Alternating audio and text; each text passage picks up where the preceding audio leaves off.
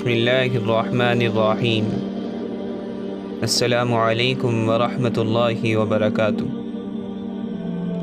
دوستو، سیدہ عائشہ رضی اللہ عنہا سے روایت ہے کہ رسول اللہ صلی اللہ علیہ وسلم نے فرمایا، جس شخص نے لوگوں کی ناراضی مول لے کر اللہ کی رضا حاصل کر لی تو اللہ اس کی طرف سے لوگوں کو کافی ہو جائے گا اور لوگ بھی بالآخر راضی ہو جائیں گے، یا ان کی ناراضی اسے نقصان نہیں پہنچائے گی۔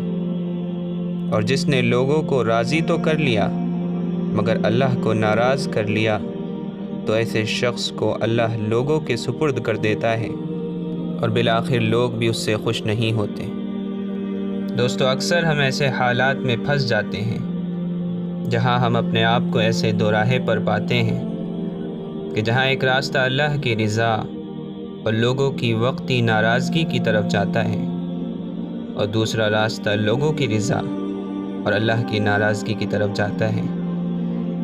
لیکن دوستو، جیسا کہ اس حدیث میں بتایا گیا کہ جو بندہ اللہ کی رضا کو مقدم رکھتا ہے اور لوگوں کی ناراضگی کی فکر نہیں کرتا تو اللہ تعالیٰ اس کے لیے کافی ہو جاتا ہے۔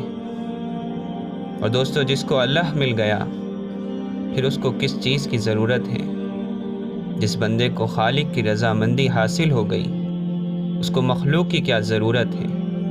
جس کو بادشاہ کی سرپرستی حاصل ہو گئی اس کو رعایا سے کیا لینا؟ اور پھر جب اللہ کسی بندے سے راضی ہو جاتا ہے تو اللہ کے نیک بندے بھی اس بندے سے محبت کرنے لگتے ہیں، اور بالآخر اللہ کو راضی کرنے کے لیے جن اپنوں کو ناراض کیا تھا اللہ تعالیٰ ان کو بھی راضی کر دیتا ہے۔